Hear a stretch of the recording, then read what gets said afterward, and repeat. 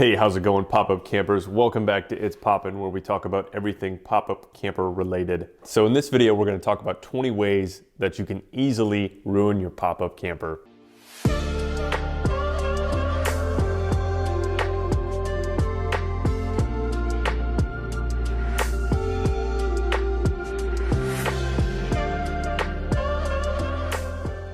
Now, unfortunately, at least two of these that we're going to talk about have come from direct experience. Let's get into the first way that you can ruin your pop-up camper. Now, this, and like I said before, there are two things that I've done, and this is one of them. So, the first thing that you can do to ruin your pop-up camper is failing to unlatch your roof clasps. So, on our first pop-up, it was like a 98 or 99 Jayco, and it had one of those plastic roofs, and we were going to unlatch it, and I should say I was going to unlatch it, and for whatever reason, I unclasped it, but the little catch that holds on stuck there and didn't come off.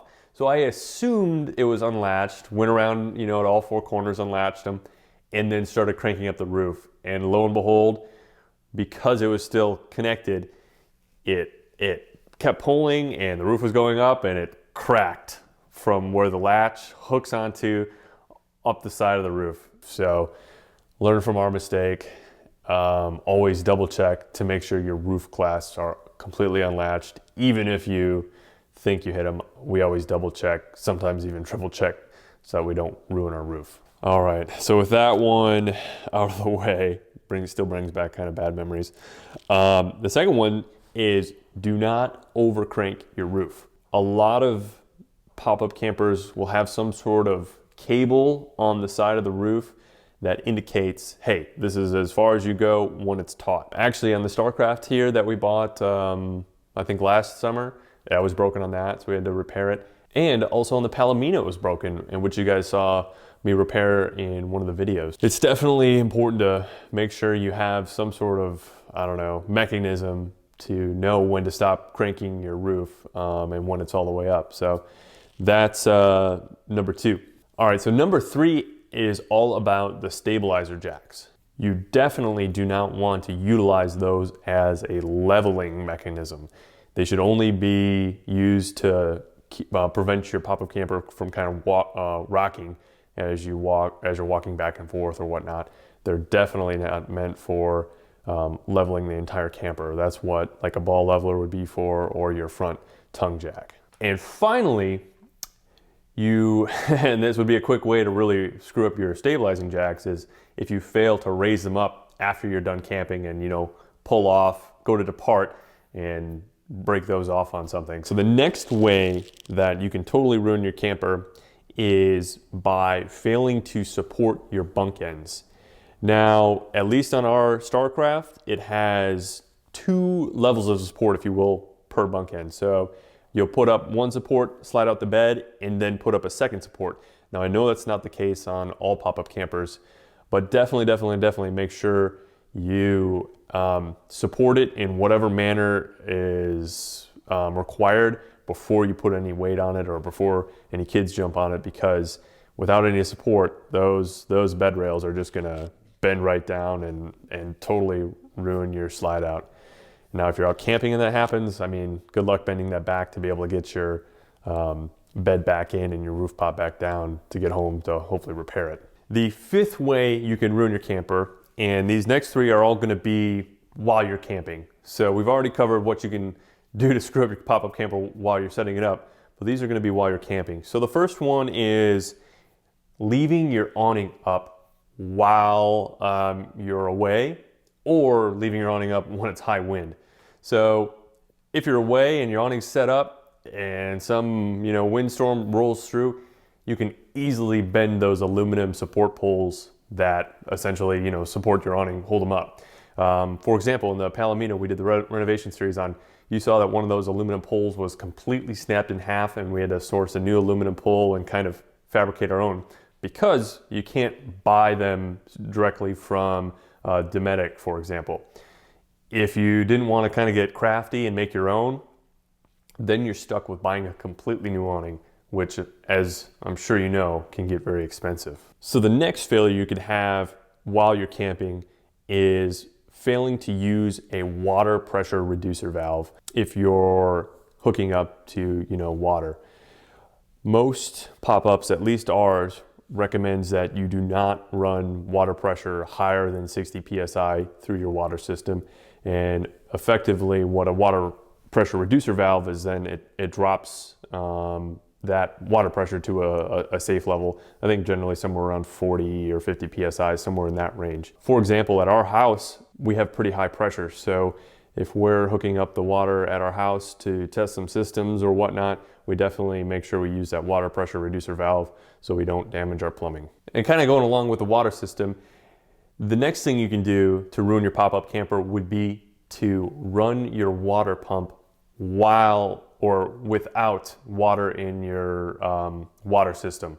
So if you go and run that water pump with just air going through it, it's a quick and assured way to damage or ruin your water pump. So definitely make sure, if you're gonna run that for whatever reason, that there's water in your water holding tank. All right, so that was all the ways you can ruin your pop-up camper kind of while you're camping or maybe testing out some of your systems.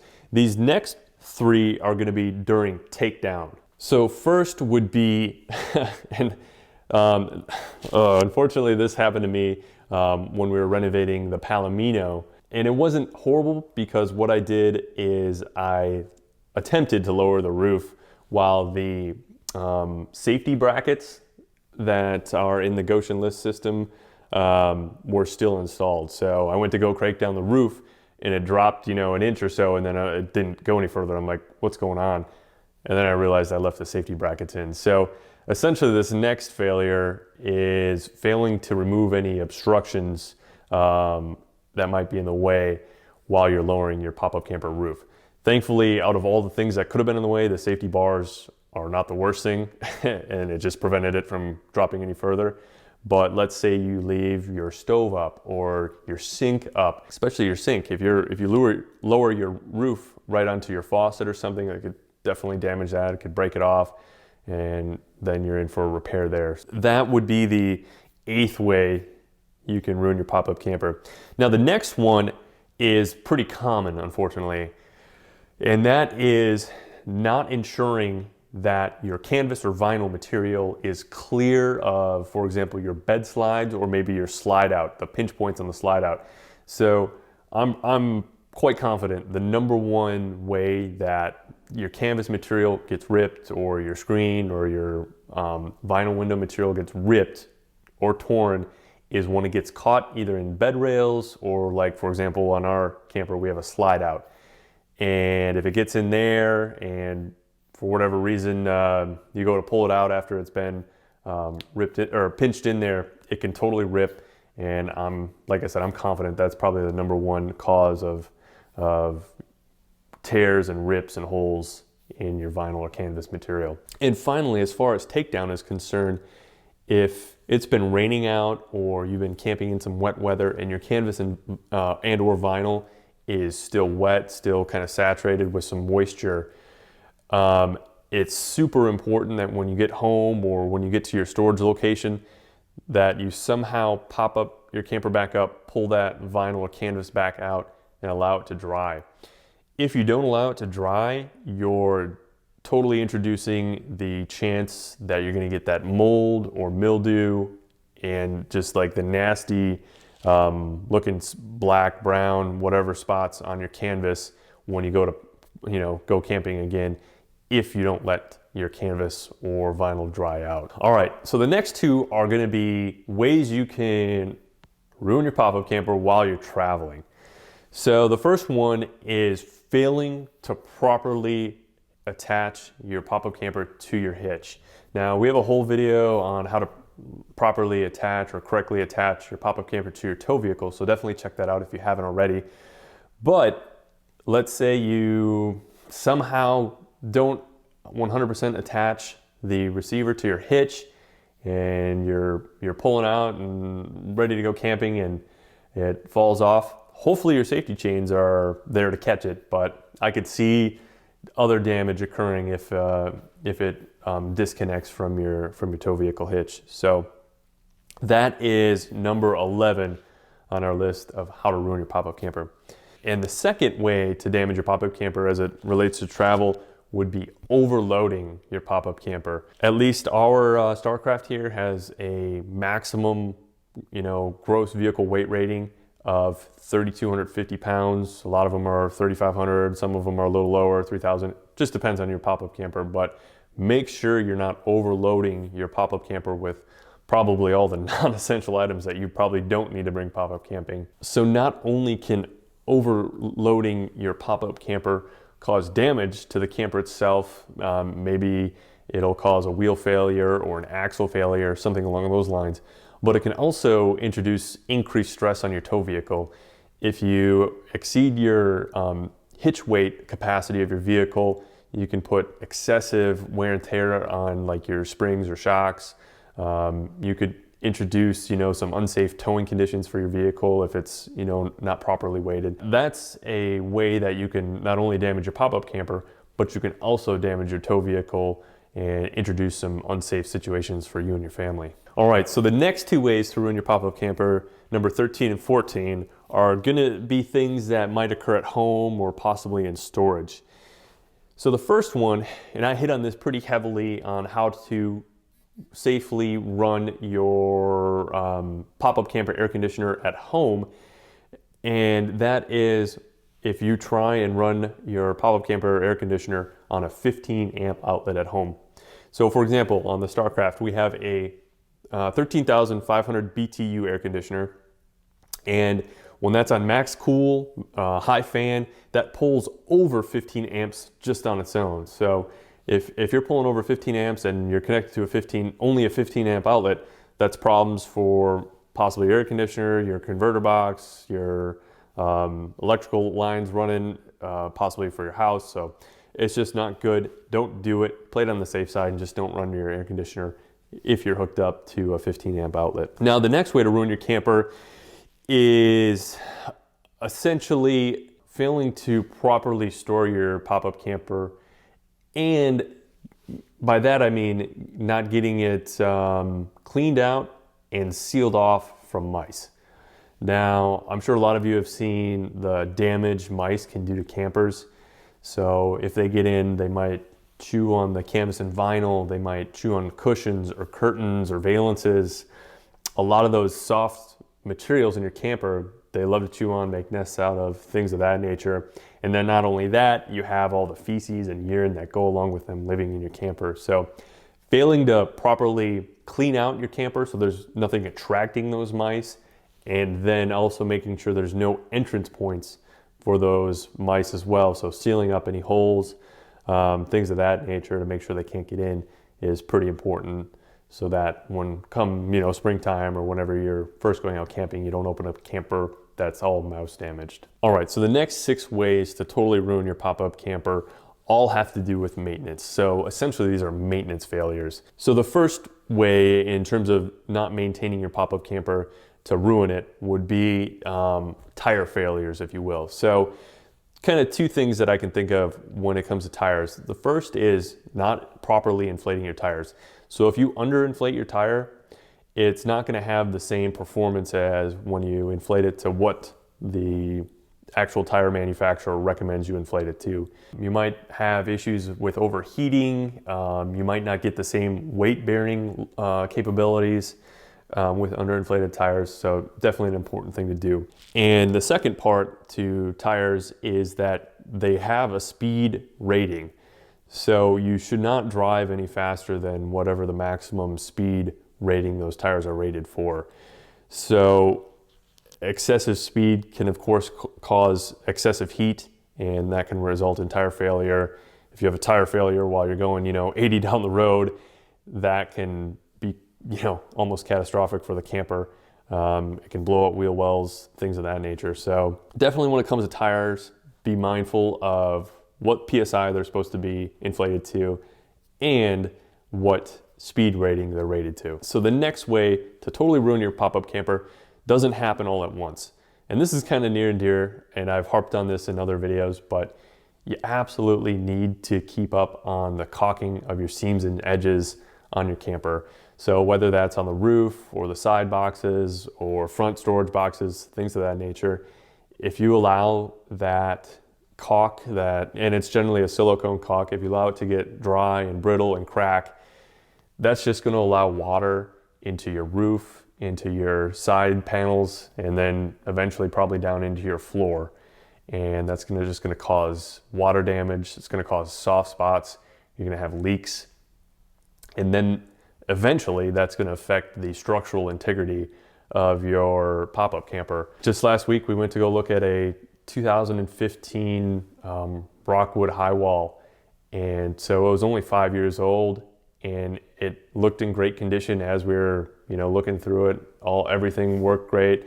Cosmetically, it could have used a little work, but hey, that's neither here nor there. But we went to pop down the roof, and you could see that on one of the roof corner caps, the caulk had let loose. There was a pretty decent sized crack that water was able to run into, and at least 25% of that, side of the roof was water damaged and soft. And that was part where the lifting mechanism bolted into on the side of the roof. So you could see that lifting mechanism was kind of pulling out of the roof.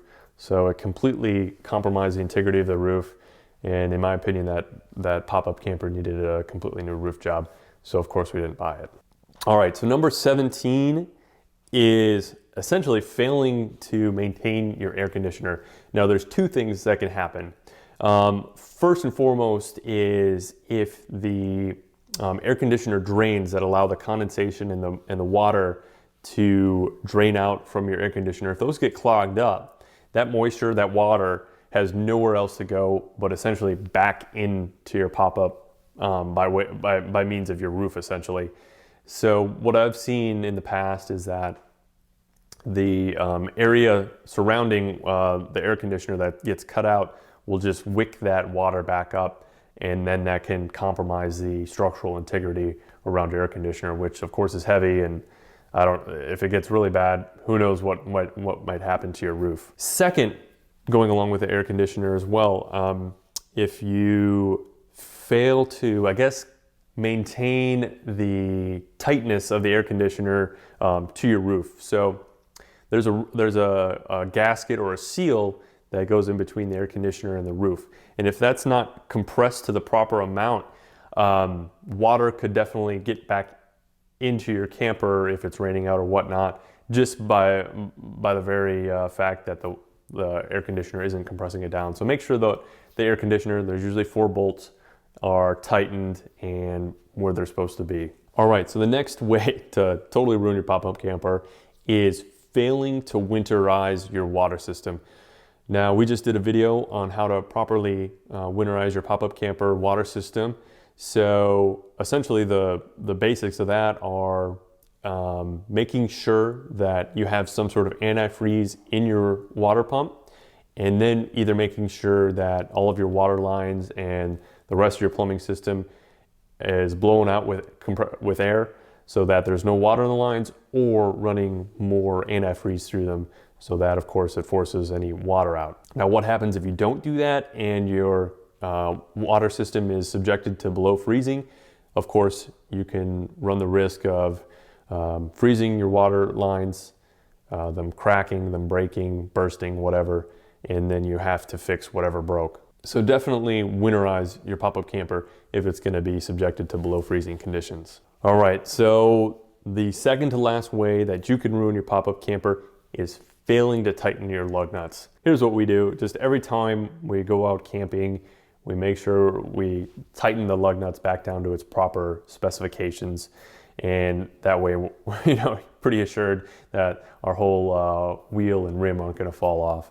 So definitely tighten down your lug nuts. All right, and the final way that you can ruin your pop-up camper is by not maintaining the wheel bearings. So generally, you want to re-grease your wheel bearings at least yearly and every 10,000 miles if you're putting on more than that per year. So what can happen is if you don't re-grease your wheel bearings, you can have excessive heat in there, which of course we talked about can lead to other issues in your tires. So make sure you maintain that wheel bearing grease, repack your bearings, and that way you don't have to worry about ruining that part of your pop-up camper. All right guys, so that's it as far as the 20 ways to ruin your pop-up camper. And be honest with me, have any of these happened to any of you guys? Did you learn anything from it? Like I said, a couple of them have happened to me, and I admit it. But yeah, let us know if this has happened to anybody else out there, or even if there's some things out there that new pop-up campers should be aware of, so that they don't ruin their pop-up campers. Like I said, if there's anything I missed, definitely leave a comment below and let us know. Oh, and if you haven't subscribed already, obviously we do a lot of pop-up camper related content, and if you find any of that of value, be sure to subscribe for future videos. So with all that being said, hopefully we see you in the next video. If not, hopefully we see you out there camping.